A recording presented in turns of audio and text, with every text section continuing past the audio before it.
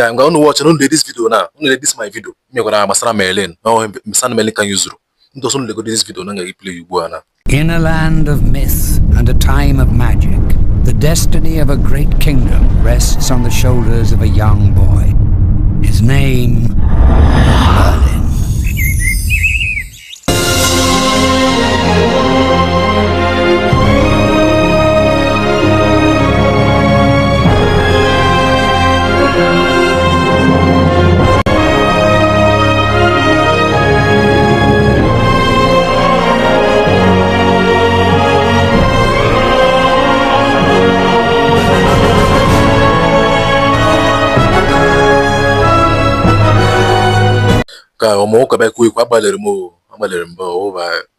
So damn, let's see the whole script. Sound guy here, my name na Chineke me.